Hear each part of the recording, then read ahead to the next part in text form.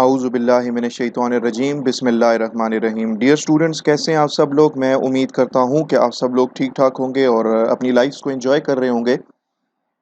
Dear students, last lecture के अंदर हम लोगों ने यूज़र डिफाइंड फंक्शंस के कॉन्सेप्ट को डिटेल में पढ़ा और हमने देखा कि यूज़र डिफाइंड फंक्शन जो है, अगर मैं उसको कोई वैल्यू पास ना करूं और वो मुझे मेरे किसी भी मैथमेटिकल या अरिथमेटिक ऑपरेशन का रिजल्ट जो है वो किस तरीके से रिटर्न करेगा। और फिर हमने देखा कि अगर मैं उसी फंक्शन को वैल्यू पास करता हूँ, उसको मैं अगर आर्ग्यूमेंट्स पास करता हूँ, तो फिर वो मुझे किस तरीके से मेरे अरिथमेटिक ऑपरेशन का रिजल्ट जो है वो मुझे रिटर्न करके देगा।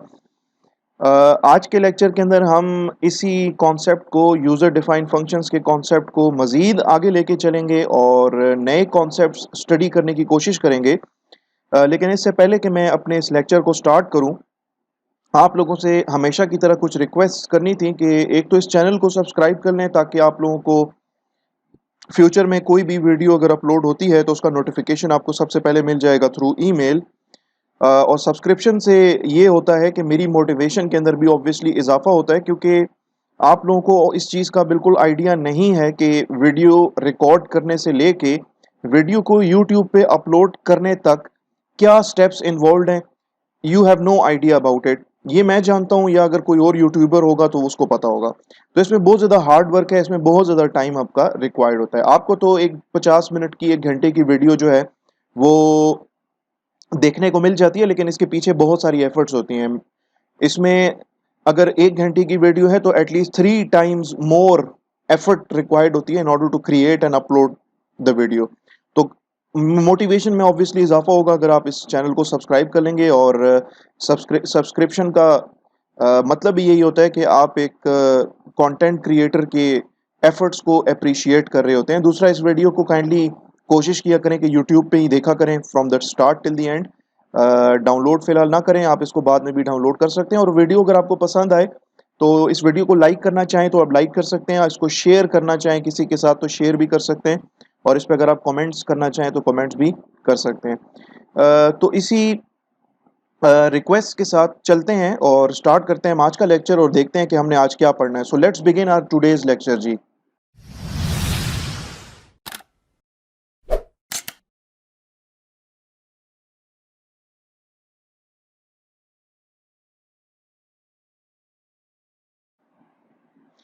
ओके, मैंने कोड ब्लॉक्स आईडी जो है ओपन की भी है और इसमें मैंने 2 प्रोग्राम्स ओपन करके रखे हुए हैं। ये वो प्रोग्राम्स हैं जो कि हमने लास्ट लेक्चर के अंदर देखे थे। यहीं से ही हम अपने नई क्लास या नए कॉन्सेप्ट्स का या नई हमारी जो वीडियो, आज की जो वीडियो लेक्चर है, उसको यहीं से ही हम स्टार्ट करेंगे जहां से हमने सिलसिला मुनक़ता किया था लास्ट लेक्चर के अंदर। देखें यहाँ पे मैं अगर आपको ये बताऊं ना, ये सम का फंक्शन जो है, ठीक है, ये सम का फंक्शन जो है, इसका नाम मैंने सम रखा हुआ है, इसको मैंने यहाँ पे डिक्लेयर किया हुआ है। इसकी रिटर्न टाइप के साथ मैं फिलहाल इंटरेस्टेड नहीं हूं। I am interested in in the parameters. जो इसके पैरामीटर्स हैं कि इसको 2 इंटीजर वैल्यूज में पास करूंगा, ठीक है, जब भी मैं इस फंक्शन को कॉल करूंगा। तो यहाँ पे लाइन नंबर 12 में मेन फंक्शन जो है वो सम फंक्शन को कॉल कर रहा है और उसको दो दो आर्ग्यूमेंट्स पास कर रहा है, इसको 2 वैल्यूज पास कर रहा है। यानी कि इसको कह रहा है कि यार नंबर 1 वेरिएबल में जो वैल्यू पड़ी है ना वो भी आप ले लो, और नंबर 2 नामी वेरिएबल के अंदर जो वैल्यू पड़ी है ना वो भी आप ले लो, ठीक है। अब ये नंबर 1 वेरिएबल और नंबर 2 वेरिएबल में वैल्यूज कहां से आई हैं भाई? वो तो यहाँ पे मेन फंक्शन ने एक आउटपुट आपको दिखाया है कि एंटर योर फर्स्ट नंबर, और ये आपकी इनपुट स्टेटमेंट है। इसके थ्रू आपने नंबर 1 वेरिएबल के अंदर वैल्यू पुट कर दी है। यहाँ पे आपको मेन फंक्शन कह रहा है कि एंटर योर सेकंड नंबर, और यहाँ पे इस स्टेटमेंट के थ्रू लाइन नंबर 11 में जो आपने इनपुट स्टेटमेंट लिखी है, आप जो भी नंबर इनपुट करोगे कीबोर्ड से तो वो आपके इस नंबर 2 वेरिएबल के अंदर वैल्यू चली जाएगी। तो यहां से इस तरीके से हम लोगों ने नंबर 1 और नंबर 2 नामी 2 वेरिएबल्स के अंदर वैल्यूज गेट कर ली हैं यूजर से। मैं इस सम फंक्शन को, ये नंबर 1 वेरिएबल और नंबर 2 वेरिएबल जब पास करूंगा, इसके ये 2 आर्ग्यूमेंट्स हैं और इन आर्ग्यूमेंट्स को कहा जाता है एक्चुअल आर्ग्यूमेंट्स, ठीक है। तो जब भी हम यूजर डिफाइंड फंक्शन को कॉल करें या इवन किसी बिल्ट इन फंक्शन को कॉल करें तो उसकी जो डेफिनेशन होती है वो चलना शुरू हो जाती है। तो यहाँ पे अगर सम फंक्शन को कॉल किया है ना, तो प्रोग्राम का कंट्रोल जो है ना वो जंप करेगा और आपका ये जो सम का जो फंक्शन है ना ये चलना शुरू हो जाएगा। लेकिन फंक्शन चलने से पहले आपने जो सम फंक्शन को जो दो वेरिएबल्स पास किए ना, नंबर 1 और नंबर 2, ये जो नंबर 1 वेरिएबल है ना वो इसकी वेरिएबल ए में आके स्टोर हो जाएगा, और नंबर 2 वेरिएबल के अंदर पड़ी हुई जो वैल्यू होगी, जो नंबर होगा, जो डेटा होगा, जो आपने इनपुट किया था, वो इसके इस वेरिएबल बी में आके कॉपी हो जाएगी। यहाँ पे मेन फंक्शन के अंदर जो सम फंक्शन को आप कॉल कर रहे हो और उसको जो आप आर्ग्यूमेंट्स पास कर रहे हो, यानी कि आप उसको कह रहे हो कि यार वेरिएबल नंबर 1 की वैल्यू और वेरिएबल नंबर 2 में पड़ी हुई वैल्यू आप ले लो। तो नंबर 1 वेरिएबल और नंबर 2 वेरिएबल को यहाँ पे कहा जाएगा एक्चुअल आर्ग्यूमेंट्स, और यहाँ पे नंबर 1 की वैल्यू ए में आके कॉपी हो जाएगी। नंबर 2 वेरिएबल की जो भी वैल्यू है वो इस वेरिएबल बी में आके कॉपी हो जाएगी। तो इन वेरिएबल्स को या इन आर्ग्यूमेंट्स को जो कि इस सम नामी फंक्शन के डेफिनेशन में आपने यहाँ पे डिक्लेयर किया है, variable A, variable B of type integer, इनको कहा जाता है फॉर्मल आर्ग्यूमेंट्स। नंबर 1 वेरिएबल चूंकि पहले लिखा है तो वो इस वेरिएबल ए के अंदर इसकी वैल्यू इसमें आगे कॉपी हो जाएगी, और नंबर 2 वेरिएबल चूंकि आपने बाद में लिखा है तो दूसरे वेरिएबल बी में नंबर 2 वेरिएबल की वैल्यू आके कॉपी हो जाएगी। ठीक है, और फिर इसके बाद हम कह रहे हैं यार रिटर्न करो। क्या रिटर्न करो? वेरिएबल ए और बी की वैल्यू रिटर्न करो। I am not interested in the return statement as such in this lecture.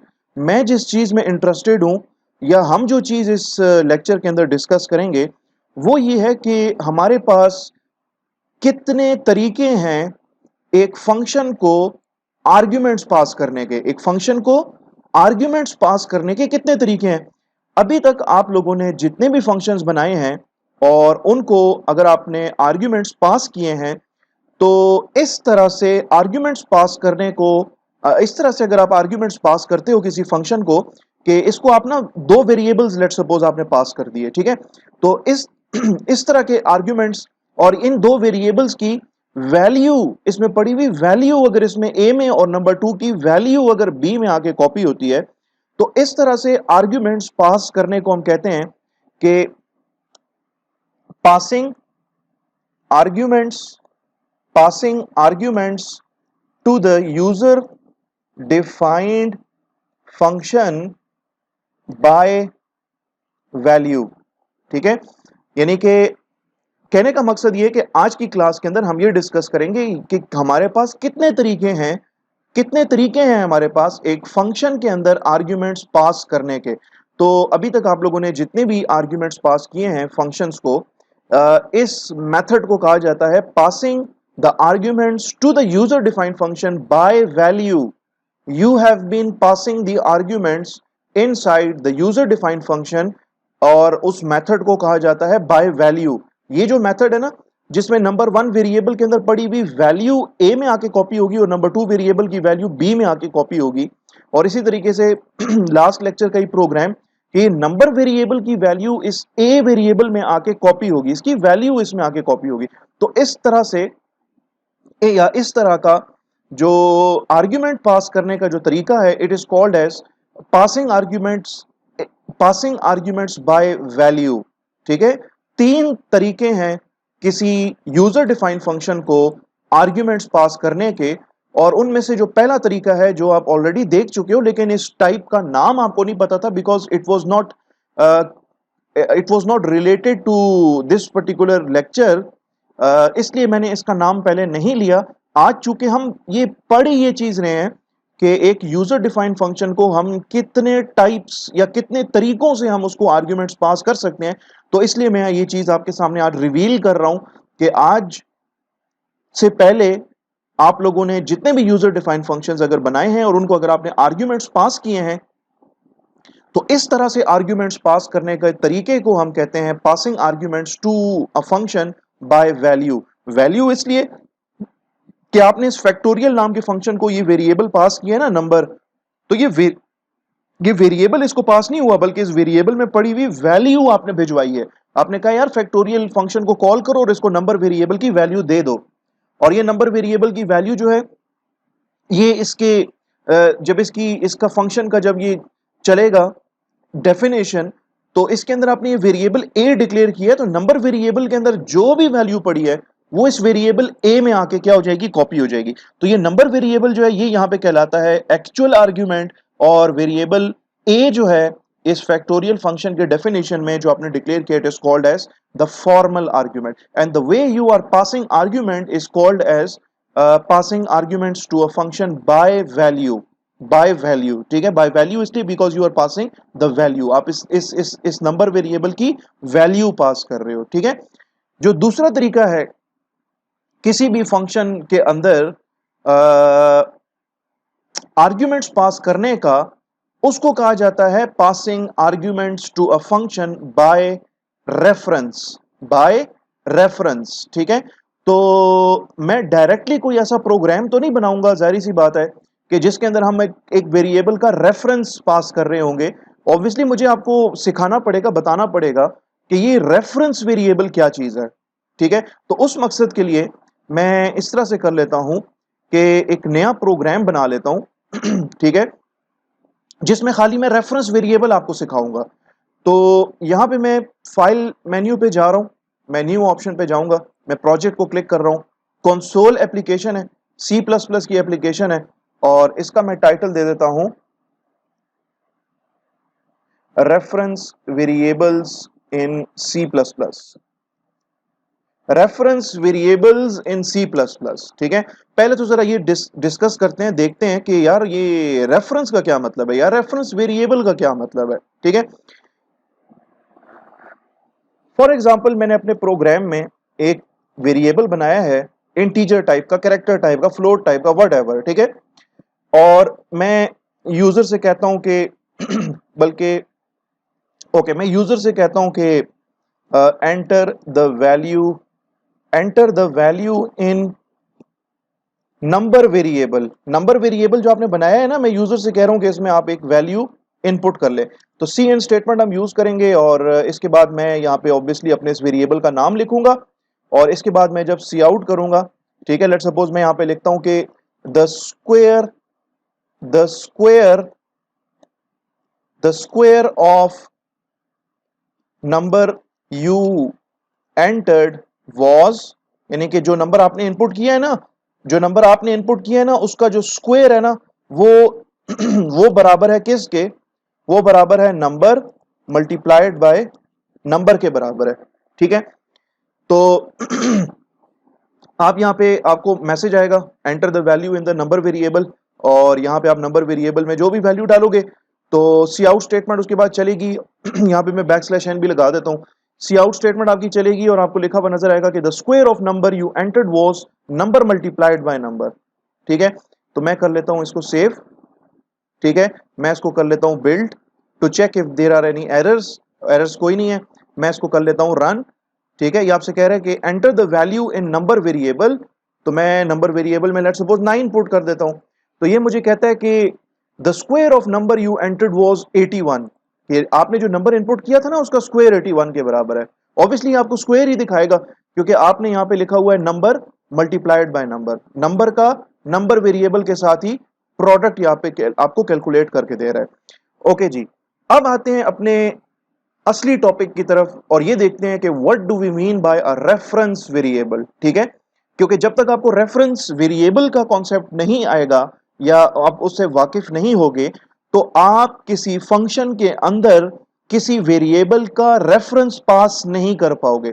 तो देखें, बहुत ही सादा जुबान में मैं आपको एक्सप्लेन करता हूं। लेट सपोज मैं आपकी एग्जांपल लेता हूं, आपका नाम है फॉर एग्जांपल बिलाल, या लेट सपोज आपका नाम है, लेट सपोज आपका नाम है इमरान, ठीक है। मेरा एक दोस्त है उसका नाम इमरान है, सही है। उसको फॉर्मली उसको जो लोग जो बुलाते हैं तो उसको नाम जब उसका लेते हैं तो कहते हैं कि उसका नाम लेते हैं इमरान फॉर एग्जांपल। लेकिन घर में प्यार से उसका एक निक नेम भी रखा हुआ है, लेट सपोज इमी।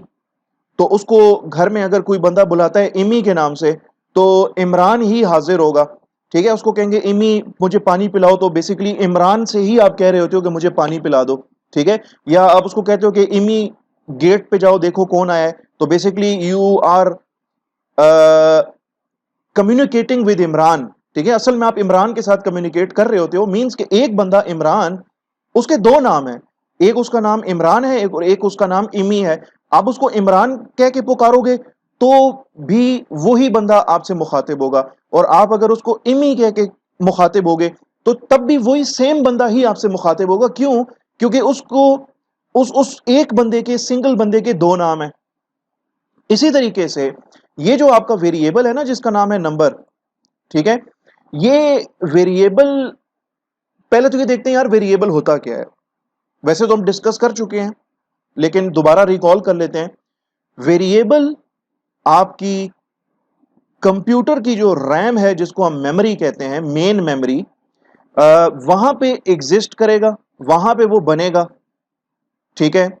और हर मेमोरी लोकेशन का कोई ना कोई एड्रेस होगा। ऐसा नहीं है कि मेमोरी लोकेशन कोई हो और उसका एड्रेस ना हो, या ऐसा नहीं है कि कोई वेरिएबल हो और उसका कोई मेमोरी एड्रेस ना हो, ठीक है, ऐसा नहीं है। तो ये जो नंबर नाम का जो वेरिएबल है ना, जब आपकी ये स्टेटमेंट चलेगी ना, इंट नंबर, तो आपकी रैम के अंदर किसी भी रैंडम लोकेशन पे, किसी भी रैंडम एड्रेस के ऊपर नंबर नाम का एक वेरिएबल बन जाएगा, यानी कि इसके लिए एक स्पेस मुख्तस हो जाएगी, इसके लिए एक स्पेस रिजर्व हो जाएगी 4 बाइट्स की। 4 बाइट्स की क्यों? क्योंकि ये इंटीजर है, तो इंटीजर में, इंटीजर टाइप का जो वेरिएबल होता है उसके लिए 4 बाइट्स मेमोरी के अंदर रिजर्व हो जाते हैं, नंबर 1। अब ये जो मेमोरी एड्रेसेस है ना, वो बहुत कॉम्प्लेक्स होते हैं, वो आप याद नहीं कर सकते उसको। मींस कि आप ये नहीं याद कर सकते यार कि ये जो नंबर वेरिएबल है ना, ये किस मेमोरी एड्रेस के ऊपर बना था और इसका मेमोरी एड्रेस क्या था।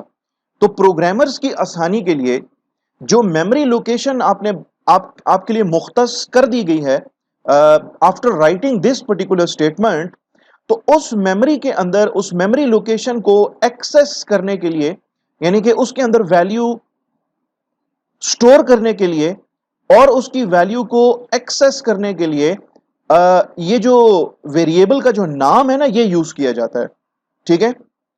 तो रियल लाइफ में भी जैसे इमरान को हम इमी कहते हैं, तो ये जो नंबर वेरिएबल है ना, इसको मैं एक दूसरा नाम दे सकता हूं। इस नंबर वेरिएबल को मैं किसी और नाम से भी पुकार सकता हूं। यानी कि अभी तो मैं कह रहा हूं ना, यहां पे सी इन स्टेटमेंट में मैंने लिखा है, यहां पे नंबर लिखा है, वो इसलिए लिखे क्योंकि इस वेरिएबल का, इस मेमोरी लोकेशन का, इसका नाम है number.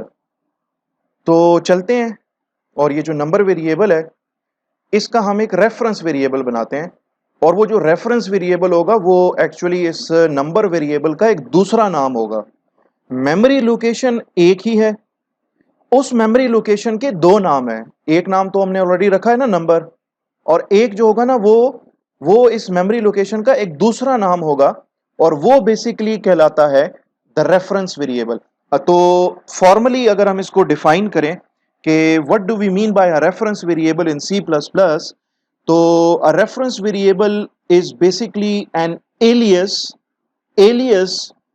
It can be called, it can also be termed as a nickname, या it can be called as a second name of another variable which has already been created। कि आपने एक variable already declare किया हुआ है, आपने एक variable already बनाया हुआ है, आप उस वेरिएबल को एक दूसरा नाम दे रहे हो। एलियस का मतलब है दूसरा नाम, ठीक है। उसको आप एक निक नेम दे रहे हो, ठीक है, तो वो कहलाता है रेफरेंस वेरिएबल। तो रेफरेंस वेरिएबल हम किस तरीके से बनाएंगे जनाब? रेफरेंस वेरिएबल के लिए पहली इंपॉर्टेंट चीज ये है कि जिस वेरिएबल के लिए आप रेफरेंस वेरिएबल बना रहे हो, उसकी टाइप देखो, उसकी डेटा टाइप क्या है, वो किस टाइप का है। नंबर वेरिएबल है, उसकी टाइप इंटीजर है, तो रेफरेंस वेरिएबल की टाइप भी इंटीजर होगी। तो हम लिखेंगे यहाँ पे इंट, और इंट के बाद यहाँ पे एक एम्परसेंड का साइन होगा। एम्परसेंड का साइन, एम्परसेंड का साइन अगर आपको नहीं पता तो ये कीबोर्ड के ऊपर शिफ्ट की होगी, आपने इसको प्रेस करना है, और जो न्यूमेरिक कीज हैं 7 को आपने प्रेस करना है, ठीक है। तो एम्परसेंड का साइन आ जाएगा, जैसे इंग्लिश में एंड का शॉर्टर फॉर्म होता है ना, तो उस तरीके से स्पेस देनी है आपने, और यहां पे आपने लिखना है अपने रेफरेंस वेरिएबल का नाम। तो मैं यहां पे लिख देता हूं नंबर, जो कि मेरे वेरिएबल का नाम है, और यहां पे आके मैं लिख देता हूं रेफ, कि ये एक, जिससे मुझे ये पता लगेगा कि यार ये जो आप वेरिएबल जो बना रहे हो ना, ठीक है। पहली चीज, कंपाइलर को कैसे पता लगेगा कि ये एक रेफरेंस वेरिएबल है? कंपाइलर को इस तरह से पता लगेगा कि इंटीजर के फौरन बाद यहां पे एक आपने एम्परसेंड का साइन लगाया हुआ है। और प्रोग्रामर को कैसे पता लगेगा, या मैं अपनी आसानी के लिए इसका मैं नाम जो है ना वो एक मीनिंगफुल नाम रखता हूं। मैं जिस वेरिएबल का रेफरेंस वेरिएबल बना रहा हूं, यानी कि मैं जिस वेरिएबल का एक दूसरा नाम सेट कर रहा हूं, उसका नाम है नंबर। तो मैं क्या करूंगा, मैं इस रेफरेंस वेरिएबल का नाम रख दूंगा नंबर, और आगे मैं लिख दूंगा REF। REF शॉर्टर फॉर्म है रेफरेंस का। तो मुझे पता लग जाएगा प्रोग्राम के अंदर कि यार ये ना एक वेरिएबल है, उसका नाम नंबर है, और उसका ये एक रेफरेंस वेरिएबल है। ठीक है, तो मैं इसको इनिशियलाइज कर दूंगा इस नंबर वेरिएबल के साथ। यानी कि जब आपकी ये स्टेटमेंट चल जाएगी तो बेसिकली आपके प्रोग्राम में एक रेफरेंस वेरिएबल बनेगा, और इस रेफरेंस वेरिएबल को आपने ना इस नंबर वेरिएबल से इनिशियलाइज कर दिया है। इनिशियलाइज का मतलब ये है कि अब आपके रैम के अंदर दो दो सॉरी आपके रैम के अंदर एक मेमोरी लोकेशन के दो नाम सेट हो गए। मेमोरी लोकेशन सेम है, ठीक है, मेमोरी लोकेशन सेम है, उसके दो नाम है। ठीक है, एक उसका नाम आ गया नंबर और एक उसका नाम आ गया नंबर रेफ। सही है, मैं ये जो स्टेटमेंट्स लिखी हैं इन स्टेटमेंट्स को मैं यहां से रिमूव कर लेता हूं, और एक काम करते हैं, यहां पे मैं ना यहां पे नंबर वेरिएबल को ना वैल्यू पास करता हूं, लिखता हूं लेट सपोज नंबर वेरिएबल में मैं लेट सपोज 10 डाल देता हूं। क्या पुट कर देता हूं, 10 पुट कर देता हूं। ठीक है, और यहां पे मैं एक सी आउट स्टेटमेंट लिखता हूं, और मैं यहां पे लिखता हूं कि the value stored in number variable is equal to, कि नंबर वेरिएबल में जो वैल्यू है ना वो इसके बराबर है। किसके बराबर है भाई, यहां पे नंबर वेरिएबल का नाम लिख दो। इसी तरीके से मैं अगर इस नंबर वेरिएबल को या इसमें पड़ी हुई वैल्यू को अगर एक्सेस करना चाहूं with the help of its second name, और इसका दूसरा नाम है नंबर रेफ, तो मैं कर सकता हूं। मैं यहां पे लिखूंगा कि the value stored in in number variable is equal to, और यहां पे अब मैं नंबर वेरिएबल की जगह अगर मैं लिख दूं नंबर रेफ, तो जैसे मैंने आपसे कहा कि मेमोरी लोकेशन सेम है, एक ही मेमोरी लोकेशन है, उसका एक नाम नंबर है, एक नाम उसका नंबर रेफ है। तो ये भी मुझे वही वैल्यू दिखाएगा जो नंबर वेरिएबल लिखने से जो मुझे वैल्यू आ रही है, क्योंकि नंबर वेरिएबल भी उसी मेमोरी लोकेशन का नाम है जिस मेमोरी लोकेशन का नाम मैंने यहां पे लिखा है, विच इज नंबर रेफ। ठीक है, और इसके बाद मैं एक और काम करता हूं कि मैं यहां पे लिख देता हूं number ref is equal to 50। ठीक है, और दोबारा मैं ये सी आउट स्टेटमेंट यहां पे लिखता हूं टू चेक कि मेरे इस नंबर वेरिएबल की अब क्या सिचुएशन होगी, उसकी वैल्यू जो है वो उसकी जो पड़ी हुई जो वैल्यू है वो चेंज हुई होगी या नहीं हुई होगी।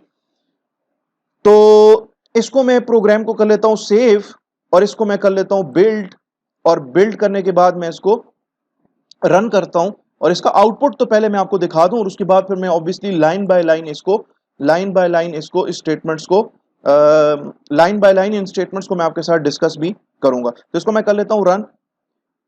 यहां पे सिर्फ एक छोटा सा प्रॉब्लम है, यहाँ पे \n नहीं लगा हुआ था, मैं \n लगा लेता हूँ। इसको मैं बिल्ड करता हूँ फिर से, क्योंकि मैंने चेंजेस किए अपने प्रोग्राम में। मैं इसको कर लेता हूँ रन। ये मुझे कहता है कि यार the value stored in number variable is equal to 10। ठीक है, फिर ये मुझे कहता है the value stored in number variable is equal to 10। यहां पे मैंने पहले सी आउट स्टेटमेंट के आखिर में मैंने नंबर वेरिएबल का नाम लिखा था, और नंबर वेरिएबल में मैंने 10 असाइन किया था, तो ये जाहिर सी बात है मुझे 10 ही शो करेगा।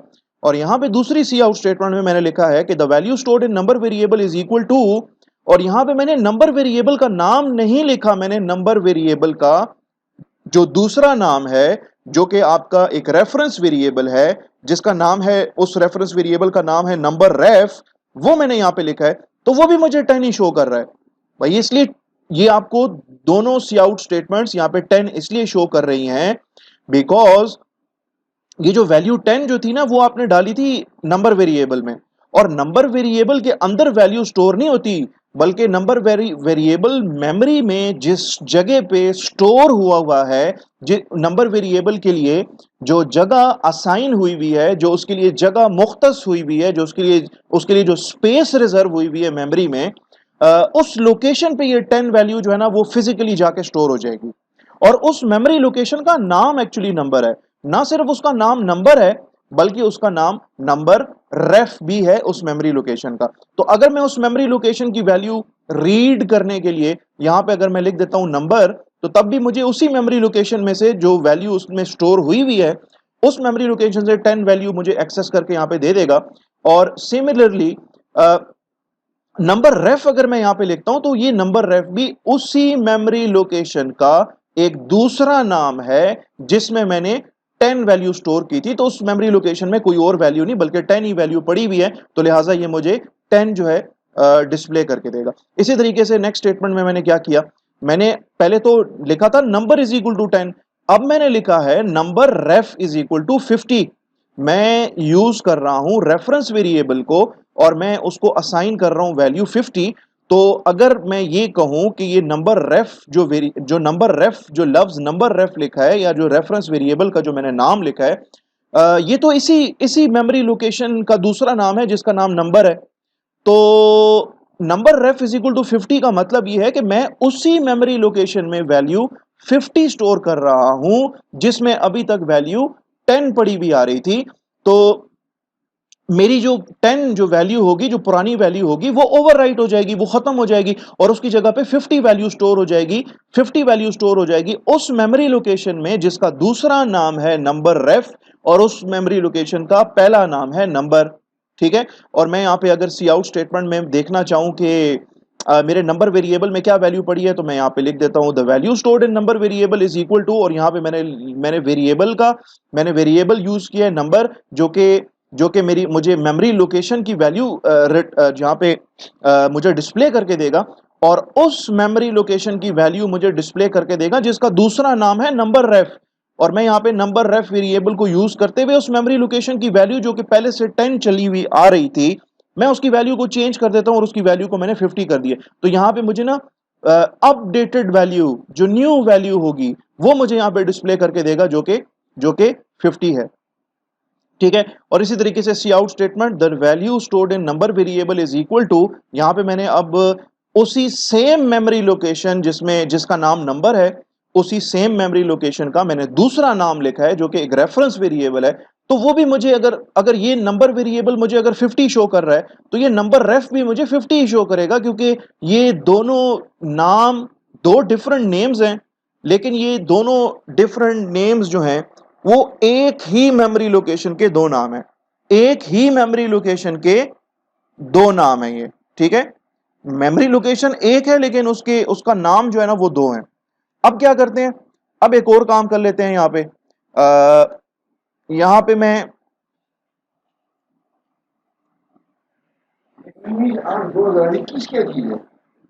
अब मैं क्या करूंगा कि यहां पे मैं एक काम करता हूं, मैं लिखता हूं यहां पे सी आउट और यहां पे मैं लिखता हूं कि the square of number variable is equal to, और यहां पे मैं लिख दूंगा नंबर मल्टीप्लाइड बाय नंबर। यहां पे मैं बैकस्लैश एन भी लगा देता हूं और इसी तरीके से मैं यहां पे लिखता हूं सी आउट और यहां पे मैं लिखता हूं the square of number variable is equal to, और यहां पे मैं अब रेफरेंस वेरिएबल को इस्तेमाल करते हुए कैलकुलेट करूंगा इसका स्क्वायर। तो रेफरेंस वेरिएबल का नाम तो नंबर रेफ है और इसको मैं मल्टीप्लाई करूंगा किसके साथ, नंबर रेफ के साथ। तो अब मैं इसको रन करके इसका आउटपुट आपको दिखाता हूं। यहां तक जो आउटपुट है वो तो हम लोगों ने डिस्कस कर लिया हुआ है, इससे नीचे जो आउटपुट है उसको डिस्कस कर लेते हैं। यहां पे आपसे कह रहा है C out the square of number variable is equal to number variable की value multiplied by number variable की वैल्यू। तो नंबर वेरिएबल में तो 50 पड़ा हुआ है। ठीक है। चाहे आप number ref is equal to 50 लिखो, चाहे आप लिखो number is equal to 50, number variable में 50 जा चुका है। ठीक है। तो number variable multiplied by number variable यानी कि 50 मल्टीप्लाइड बाय 50, तो ये आपको यहां पे शो कर रहा होगा the square of number variable is equal to 2500। इसी तरीके से अगर इस मेमोरी लोकेशन का नाम नंबर है तो इस मेमोरी लोकेशन का नाम नंबर रेफ भी है। तो आप ये भी लिख सकते हो कि the square of number variable is equal to number ref multiplied by number ref. ठीक है, तो यहां पे उसका भी रिजल्ट आपके सामने है कि the square of number variable is equal to 2500, जो कि बेसिकली ये प्रूफ कर रहा है, ये दोनों स्टेटमेंट्स, ये दोनों रिजल्ट्स 2500 आपको प्रूफ करके दे रहे हैं कि नंबर वेरिएबल में भी वही वैल्यू पड़ी है जो कि नंबर रेफ वेरिएबल के अंदर पड़ी हुई है। ठीक है, अगर डिफरेंट वैल्यूज होती तो मुझे इसका जो स्क्वायर है वो डिफरेंट नजर आ रहा होता। ठीक है, और सेम वैल्यूज इसलिए पड़ी हैं बिकॉज कि नंबर वेरिएबल, ये जो नाम है नंबर और ये जो नाम है नंबर रेफ, ये दो डिफरेंट नेम्स हैं of the same memory location. Same memory location के ये दो डिफरेंट नाम है। ठीक है, और मैं अगर यहां पे एक और काम कर लूं, नंबर को मैं मल्टीप्लाई कर लूं नंबर रेफ के साथ, लेट सपोज, ठीक है, और यहां पे मैं नंबर रेफ को मल्टीप्लाई कर लूं नंबर के साथ। ठीक है, इसका आउटपुट भी देख लेते हैं। मैं इसको कर लेता हूं सेव। सेव करने के बाद मैं इसको कर लेता हूं बिल्ड। बिल्ड इसलिए करूंगा क्योंकि इसके अंदर चेंजेस हुई हैं। इसको मैं कर लेता हूं रन, तो ये भी मुझे 2500 दिखा रहा है। ठीक है, जो कि फिर आपको प्रूफ करके दे रहा है कि नंबर वेरिएबल और नंबर रेफ वेरिएबल, ये जो हमने नाम लिखे हैं, ये बेसिकली एक ही मेमोरी लोकेशन के दो डिफरेंट नेम्स हैं। तो नंबर भी यहाँ पे 50 एक्सेस हो रहा है, 50 मल्टीप्लाई हो रहा है, और यहाँ पे नंबर रेफ भी आपको 50 ही रीड कर रहा है, एक्सेस कर रहा है। तो 50 is being multiplied by 50 and the result is 2500, and same is the case with the second statement कि number ref is also getting you a number 50 over here, और वो 50 मल्टीप्लाई हो रहा है यहाँ पे नंबर वेरिएबल की वैल्यू जो कि आपको गेट करके दे रही है यहाँ पे वैल्यू 50, तो वो मल्टीप्लाई होके 2500 आपको रिजल्ट जो है वो दिखा रही है। तो इससे भी ये प्रूव हो रहा है कि आपका, इस स्टेटमेंट से भी ये प्रूव हो जाता है कि आपका जो है, अगर आप लिख देते हो नंबर वेरिएबल या आप लिखते हो नंबर रेफ, ठीक है, तो ये बेसिकली दोनों दो डिफरेंट नेम्स हैं of the same memory location. Same memory location है लेकिन उसके नाम डिफरेंट, नाम नेम्स उसके डिफरेंट हैं। ठीक है, और ये इंपॉर्टेंट स्टेटमेंट यहां पे आपके पास ये वाली है कि आपने ये मेमोरी लोकेशन बनाई नंबर के नाम से, उसका नाम आपने रखा नंबर, और यहां पे आपने एक रेफरेंस वेरिएबल बनाया और आपने कहा यार कि ये जो नंबर वेरिएबल है ना, इसका दूसरा नाम भी होना चाहिए, और उसका दूसरा नाम आपने रखा है नंबर रेफ। ठीक है, तो आई बिलीव कि ये वाला कॉन्सेप्ट जो आपको समझ आया होगा, क्योंकि अगर ये कॉन्सेप्ट अगर मैं आपके साथ शेयर ना करता और आपको मैं ना समझाता, तो मैं डायरेक्टली फंक्शंस को किसी वेरिएबल का रेफरेंस पास करने का तरीका मैं ना समझा सकता आपको। एटलीस्ट कम से कम आपको यह पता होना चाहिए कि what do we mean by a reference variable. A reference variable is a second name of an already existing variable. कि आपका एक वेरिएबल ऑलरेडी एग्जिस्ट कर रहा है, उसका एक दूसरा नाम है रेफरेंस वेरिएबल। जैसे आपका ये वेरिएबल ऑलरेडी एग्जिस्ट कर रहा है, इसका नाम है नंबर, और आपने यहां पे उसका एक रेफरेंस वेरिएबल क्रिएट कर दिया है, और ये रेफरेंस वेरिएबल जिसका नाम है नंबर रेफ, और ये जो वेरिएबल है जिसका नाम है नंबर, ये दोनों नेम्स हैं। There are two different names of the same memory location. Same memory location की ये दो नाम है। ठीक है, तो अब चलते हैं अपने असली टॉपिक की तरफ कि how can we pass a reference or references of variables as an argument to a function. कि फंक्शन को हम आर्ग्यूमेंट्स पास कर सकते हैं बाय वैल्यू, वो तो हमने ऑलरेडी देख लिया हुआ है। जितने भी हमने फंक्शंस बनाए हैं उनको हमने जो भी वैल्यू, उनको हमने जो भी आर्ग्यूमेंट्स पास किए हैं वो आर्ग्यूमेंट्स हमने पास किए हुए हैं बाय वैल्यू। अब हम देखेंगे कि फंक्शंस को आप आर्ग्यूमेंट्स पास कर सकते हो एज एज वेरिएबल रेफरेंसेस। तो वो रेफरेंस, वो वेरिएबल का रेफरेंस आप किस तरीके से एज एन आर्ग्यूमेंट आप उसको पास कर सकते हो, तो इस चीज को अभी हम देखेंगे नेक्स्ट प्रोजेक्ट के अंदर। ठीक है, तो मैं नेक्स्ट प्रोजेक्ट बनाने लगता हूं। तो स्टूडेंट्स चलते हैं और लिखते हैं एक प्रोग्राम जिसके अंदर हम एक फंक्शन बनाएंगे, और उस फंक्शन को हम आर्ग्यूमेंट्स पास करेंगे not by value but by reference this time. ठीक है, इससे पहले हम लोगों ने जितने भी फंक्शंस को हमने आर्ग्यूमेंट्स पास किए थे, उसको हमने आर्ग्यूमेंट्स पास किए थे बाय वैल्यू। ठीक है, वो पहली टाइप है। दूसरी टाइप है बाय रेफरेंस। तो मैं एक नया प्रोजेक्ट बना लेता हूँ। कंसोल एप्लीकेशन है ये, सी प्लस प्लस, इसको नेक्स्ट किया, और मैं इसका टाइटल दे देता हूँ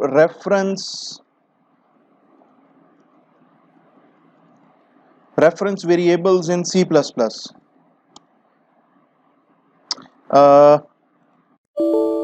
एक्चुअली इस नाम से एक प्रोजेक्ट ऑलरेडी बना हुआ है, तो मैं क्या करता हूँ कि इसका नाम रख दूंगा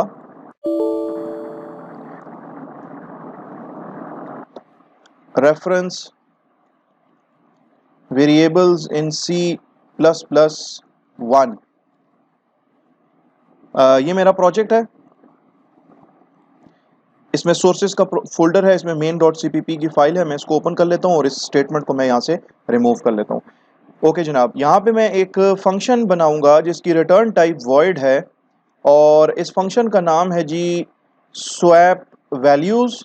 ये दो इंटीजर वेरिएबल्स की वैल्यूज को ना आपस में स्वैप करेगा, आपस में इंटरचेंज करेगा। और ये प्रोग्राम अगर आपको याद हो तो हम ऑलरेडी इससे पहले भी बना चुके हैं, लेकिन इस दफा इस स्वैप वैल्यूज नाम के फंक्शन को मैं दो इंटीजर वेरिएबल्स का रेफरेंस पास करूंगा। तो इसलिए मैंने इसके आर्ग्यूमेंट्स में लिखा है इंटीजर एंड, यानी कि एम्परसेंड का साइन, कॉमा इंटीजर एम्परसेंड का साइन।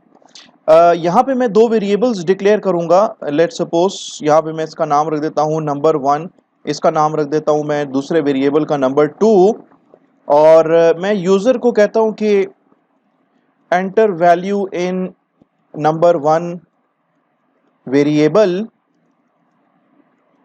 और सी इन स्टेटमेंट के थ्रू मैं इस नंबर 1 वेरिएबल के अंदर वैल्यू स्टोर करा देता हूँ।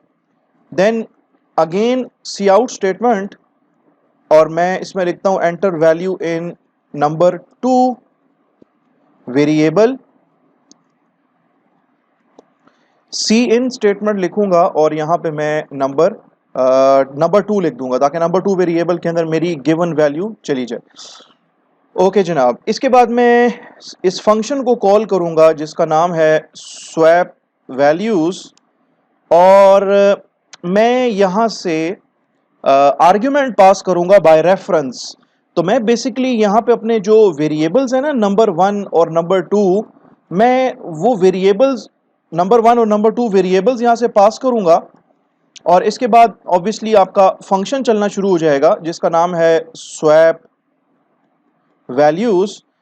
और इनको ना इन दो जब यानी कि ये स्वैप वैल्यूज नाम का फंक्शन जब कॉल होगा तो इसको इसकी बॉडी चलना शुरू हो जाएगी, इस फंक्शन की डेफिनेशन चलना शुरू हो जाएगी, और इसको नंबर 1 वेरिएबल का रेफरेंस यहाँ पे असाइन होगा और नंबर 2 वेरिएबल का रेफरेंस यहाँ पे असाइन होगा। तो मैं इसके लिए रेफरेंस वेरिएबल्स बना लेता हूँ, नंबर 1 रेफ कॉमा इंटीजर एम्परसेंड का साइन, और नंबर 2 रेफ। ये मेरे दो रेफरेंस वेरिएबल्स बन गए। इसमें मैं टेम्प वेरिएबल लिख लेता हूं जो कि टेम्पररी वेरिएबल होगा, और temp is equal to number 1 ref, then number 1 ref is equal to number 2 ref, and number 2 ref is equal to temp. ये फंक्शन कॉल करने के बाद मैं सी आउट स्टेटमेंट लिखूंगा, और इसमें मैं लिखूंगा कि the value of number 1 variable after swapping, यानी कि स्वैपिंग के बाद इसके अंदर पड़ी हुई जो वैल्यू है वो किसके बराबर हो जाती है, नंबर 1 वेरिएबल का नाम लिखेंगे, और C out statement \n the value of number 2 variable after swapping, और यहां पे नंबर 2 वेरिएबल का नाम लिख देंगे। सिमिलरली यहाँ पे मैं स्वैप फंक्शन कॉल करने से पहले आपको नंबर 1 वेरिएबल और नंबर 2 वेरिएबल की वैल्यूज भी डिस्प्ले कराऊंगा स्वैप करने से पहले। ठीक है, तो यहाँ पे सी आउट स्टेटमेंट मैं लिख देता हूं जिसमें लिखा होगा the value of number 1 variable before swapping, और उसी तरीके से the value of number 2 variable before swapping. ठीक है, अब मैं इस प्रोग्राम को कर लेता हूं सेव। इस प्रोग्राम को मैं कर लेता हूं build to check if there are any errors, तो मेरे प्रोग्राम में कोई एरर्स नहीं है। अब मैं क्या करूंगा, अपने इस प्रोग्राम को ना रन कर लूंगा एक दो दफ़ा, इसका आउटपुट आपको मैं बता दूंगा, एंड आफ्टर दैट मैं इसको लाइन बाय लाइन भी एक्सप्लेन करके आपको बता दूंगा कि प्रोग्राम जो है वो किस तरीके से चल रहा है। तो इसको मैं दोबारा बिल्ड कर लेता हूँ, इसमें मैंने कुछ चेंजेस किए हैं और इसको मैं रन करता हूँ। ये आपसे पूछ रहा है, आपसे कह रहा है कि enter value in number one variable. तो नंबर वन वेरिएबल में लेट सपोज मैं डाल देता हूँ 50। फिर ये आपसे कह रहे हैं enter value in number two variable. तो नंबर टू वेरिएबल में लेट सपोज मैं इनपुट कर देता हूँ 100। उसके बाद ये आपको यहाँ पे लिखा हुआ आ रहा होगा, ये मेन फंक्शन की स्टेटमेंट्स हैं, ये दो स्टेटमेंट्स, ठीक है। ये आपको बता रहा है कि the value of number one variable before swapping, यानी कि इन दोनों वेरिएबल्स की वैल्यू इंटरचेंज होने से पहले नंबर वन वेरिएबल में 50 है, ऑब्वियसली मैंने यहाँ पे 50 इनपुट किया है। नंबर टू वेरिएबल के अंदर 100 है, ऑब्वियसली 100 ही होगी क्योंकि यहाँ पे मैंने 100 ही इनपुट की थी। और स्वैप वैल्यूज का फंक्शन जब चल जाएगा, तो स्वैप वैल्यूज का फंक्शन चलने के बाद ये मैं सी आउट स्टेटमेंट में लिख रहा हूँ और मैं इसमें लिख रहा हूँ कि आपको आउटपुट दिखा रहा हूँ कि the value of number one variable after swapping, यानी कि इंटरचेंज होने के बाद नंबर वन वेरिएबल में पहले पड़ा था 50 और 100 तो नंबर टू वेरिएबल में पड़ा था। तो नंबर वन वेरिएबल में अब आ गया 50 की जगह पे 100, और the value of number two variable after swapping 50, यानी कि नंबर टू वेरिएबल में वैल्यूज इंटरचेंज होने के बाद नंबर वन वेरिएबल की वैल्यू 50 वो नंबर टू में आ गई, और नंबर टू वेरिएबल के अंदर पड़ी हुई पुरानी वैल्यू 100 वो नंबर वन वेरिएबल के अंदर आ चुकी है। तो अब क्या करते हैं, अब इस प्रोग्राम को साइड बाय साइड, इस आउटपुट को मैं साइड बाय साइड रखूंगा और जो प्रोग्राम है, प्रोग्राम हम इस तरीके से डिस्कस करेंगे, ठीक है। तो जनाब ये आपका मेन फंक्शन है, बल्कि मेन फंक्शन से पहले हमने अपने इस प्रोग्राम के अंदर एक function, user defined function declare किया है। हमने बताया है कि हमारे इस प्रोग्राम में एक फंक्शन आएगा जिसको हम कॉल करेंगे, इसकी रिटर्न टाइप वॉइड है, ये कोई वैल्यू रिटर्न नहीं कर रही, इसका नाम है स्वैप वैल्यूज, और इसको दो इंटीजर वेरिएबल्स मैं पास करूंगा, ठीक है, बाय रेफरेंस, इसको कहते हैं पासिंग आर्ग्यूमेंट्स बाय रेफरेंस।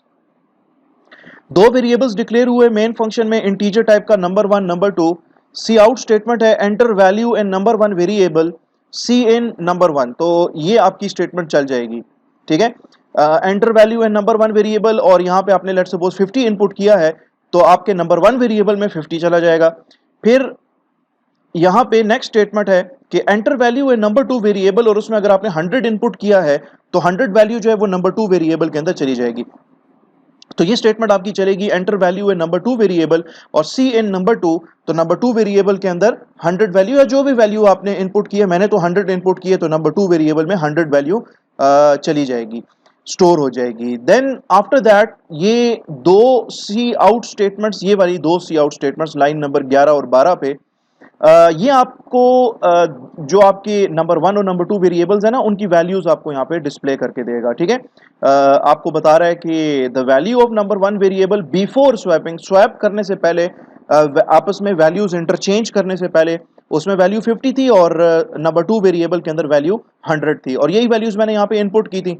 तो ये इसका आउटपुट है इस स्टेटमेंट का कि the value of number one variable before swapping, number one variable की value 50 and the value of number two variable before swapping number two variable में 100 है, तो ये आपको 100 यहाँ पे शो कर रहा है। इसके बाद क्या होगा, इसके बाद आपने यहाँ पे इस फंक्शन को कॉल किया है, ठीक है, आपने इस फंक्शन को क्या किया है, कॉल किया है, और इस फंक्शन को ना आप ये नंबर वन वेरिएबल और नंबर टू वेरिएबल जो है ना एज एन आर्ग्यूमेंट पास कर रहे हो। दो आर्ग्यूमेंट्स हैं इसके, ठीक है, these are number one comma number two, these are called as actual arguments.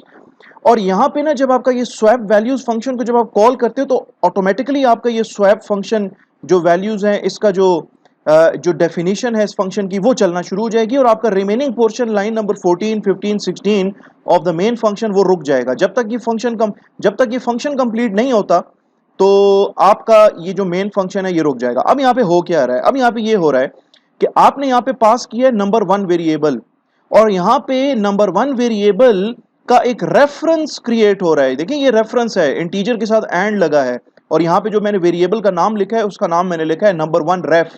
Means के इसका मतलब तो ये हुआ कि जो मेमोरी लोकेशन आपकी रैम में मौजूद है जिसका नाम नंबर 1 है, आपने उसका एक और नाम क्रिएट कर दिया, उसको एक एलियस दे दिया है, उसको आपने एक सेकंड नेम दे दिया है, उसको आपने एक निक नेम दे दिया है, नंबर 1 रेफ। अब आप नंबर 1 वेरिएबल को बेसिकली जो वेरिएबल जिस मेमोरी लोकेशन पे बना है उसके अब दो नाम है, उसका एक नाम है नंबर 1 और उसका दूसरा नाम है नंबर 1 रेफ।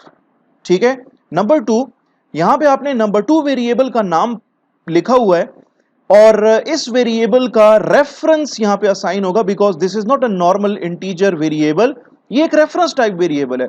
और अभी इस प्रोग्राम से पहले हमने जो एक सिंपल एक प्रोग्राम लिखा था जिसमें हमने रेफरेंस वेरिएबल्स को डिस्कस किया था, तो उसमें आपको बताया था मैंने कि ये इंटीजर एंड लगा के और आगे जब आप एक वेरिएबल का नाम लिखते हो तो वो बेसिकली एक रेफरेंस वेरिएबल होगा। ठीक है। तो बेसिकली अब नंबर 1 वेरिएबल जो है इसका एक दूसरा नाम है नंबर 1 रेफ और नंबर 2 वेरिएबल का एक दूसरा नाम है नंबर 2 रेफ। लेकिन नंबर 1 रेफ जो है इसको आप खाली इस स्वैप फंक्शन के अंदर ही यूज कर सकते हो। यहां पे आप नंबर 1 वेरिएबल का नाम जो है वो यूज नहीं कर सकते। इस तरीके से नंबर 2 रेफ जो है, क्योंकि आपका ये नंबर 1 जो है ये डिक्लेयर्ड है इसके अंदर, ठीक है, ये इस मेन फंक्शन के अंदर ही खाली एक्सेसिबल है। एनी हाउ, आपने वेरिएबल आपने एक बनाया यहां पे इंटीजर टेम्प के नाम से और आपने कहा यार temp is equal to number 1 ref. अब नंबर 1 रेफ क्या है? Number 1 ref actually number 1 variable का एक दूसरा नाम है, it is a reference variable. तो नंबर 1 में आपने अगर 50 डाला है तो ये 50 जो है ना ये टेम्प वेरिएबल में आके स्टोर हो जाएगा। और अब number 1 ref is equal to number 2 ref, तो नंबर 2 रेफ जो है वो बेसिकली नंबर 2 वेरिएबल का एक दूसरा नाम है, रेफरेंस वेरिएबल है। और नंबर 2 वेरिएबल में अगर 100 पड़ा है तो नंबर 2 रेफ जो है वो एक्सेस करेगा नंबर 2 वेरिएबल में पड़ी हुई वैल्यू ही को, बिकॉज नंबर 2 और नंबर 2 रेफ दो डिफरेंट नेम्स हैं of the same memory location. तो अगर इस नंबर 2 वेरिएबल में 100 वैल्यू पड़ी है तो ये भी 100 वैल्यू उठाएगा और इसको नंबर 1 रेफ में उठा के डाल देगा। और नंबर 1 रेफ का मतलब ही नंबर 1 वेरिएबल है, ठीक है, क्योंकि नंबर 1 वेरिएबल का ये बेसिकली दूसरा नाम है। इसके बाद टेम्प वेरिएबल में आपने नंबर 1 रेफ की वैल्यू जो कि 50 थी वो इसमें डाली थी, नंबर 2 रेफ की वैल्यू 100 इसमें आ गई और नंबर 1 रेफ की वैल्यू जो कि आपने टेम्प में स्टोर की थी इनिशियली 50, वो 50 वैल्यू जो है वो नंबर 2 रेफ में आ जाएगी। मींस के आपके जो ओरिजिनल वेरिएबल्स है ना, आपके जो ओरिजिनल वेरिएबल्स है ना नंबर 1 एंड नंबर 2, इनकी वैल्यूज आपस में स्वैप हो जाएंगी, चेंज हो जाएंगी। ये ओरिजिनल वेरिएबल्स जो हैं दे विल बी अपडेटेड, इनकी वैल्यूज अपडेट हो जाएंगी। क्यों? क्योंकि यहां पे आपने नंबर 1 वेरिएबल का रेफरेंस यहां पे पास किया और उसका रेफरेंस इस वेरिएबल में आके स्टोर हुआ है नंबर 1 रेफ, और नंबर 1 रेफ में जो कुछ है आपने टेम्प में डाल दिया और नंबर 2 रेफ में जो कुछ पड़ा है वो आपने नंबर 1 रेफ में डाल दिया। मींस के आपने नंबर 1 वेरिएबल की वैल्यू यहां पर अपडेट कर दी और यहां पे आपने नंबर 2 वेरिएबल की वैल्यू अपडेट कर दी है with the help of its second name, with the help of its nickname, with the help of its alias number 2 ref. ठीक है।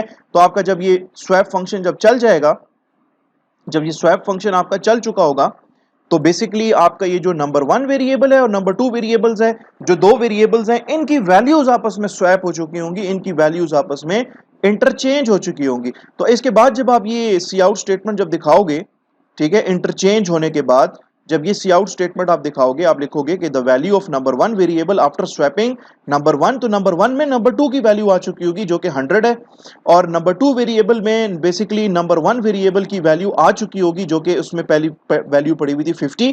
तो नंबर 1 की वैल्यू आपको 100 दिखाएगा जो कि नंबर 2 की प्रीवियस वैल्यू है, और नंबर 2 वेरिएबल में 50 दिखाएगा जो कि नंबर 1 की प्रीवियस वैल्यू है। स्वैप होने से जो पहले वैल्यू थी वो आपको यहाँ पे इस तरीके से डिस्प्ले कर देगा। ये जो दो स्टेटमेंट्स हैं मेन फंक्शन की, ये स्टेटमेंट्स हैं, और ये स्टेटमेंट्स जो हैं बेसिकली स्वैप वैल्यूज नाम का ये जो फंक्शन हमने बनाया था, इसके एग्जीक्यूशन के बाद ये स्टेटमेंट जब चलेगी तो नंबर 1 और नंबर 2 वेरिएबल्स की वैल्यूज आपस में स्वैप हो चुकी होंगी। देखिए नंबर 1 में पहले 50 था, अब नंबर 1 में 100 है, नंबर 2 में पहले 100 था, अब इसमें नंबर 2 वेरिएबल में 50 पड़ा है। मींस के दो वेरिएबल्स की वैल्यूज आपस में इंटरचेंज हो चुकी हैं। Okay dear students, I believe के आज के इस वीडियो लेक्चर में जितना हमने पढ़ा है that is more than enough. मैं उम्मीद करता हूं कि ये रेफरेंस वेरिएबल्स का कॉन्सेप्ट जो है वो आपको समझ आया होगा, और मैं ये भी उम्मीद करता हूं कि आप लोगों ने मेरे इस चैनल को, जिसका नाम कोड विद फैसल है, इसको ऑलरेडी सब्सक्राइब किया हुआ है। अगर सब्सक्राइब अभी तक नहीं किया तो काइंडली इस चैनल को सब्सक्राइब कर लें। और वीडियो अगर आज की आपको पसंद आए तो आप इसको लाइक कर सकते हैं, इसको शेयर करना चाहें तो शेयर कर सकते हैं, इसको इसके ऊपर आप कोई कमेंट्स वगैरह देना चाहते हैं तो आप कमेंट्स वगैरह भी दे सकते हैं। इसी उम्मीद के साथ मैं अपनी आज की वीडियो जो है उसको कंक्लूड करता हूं। मिलते हैं नेक्स्ट वीडियो के अंदर with the same concepts of reference variables. इसको मजीद आगे लेके चलेंगे, मजीद एक आध एग्जांपल और कर लेंगे ताकि आपको ये रेफरेंस वेरिएबल्स का कॉन्सेप्ट जो है वो समझ आ जाए। और नेक्स्ट वीडियो के अंदर हम अपने इस यूजर डिफाइंड फंक्शन को एक तीसरा टाइप ऑफ आर्ग्यूमेंट पास करने का तरीका देखेंगे, और उसको मैं ऑब्वियसली डिस्कस करूंगा अपनी नेक्स्ट वीडियो के अंदर। तो तब तक के लिए मुझे इजाजत दें, मिलते हैं नेक्स्ट वीडियो के अंदर। Take care of yourselves. अल्लाह हाफिज।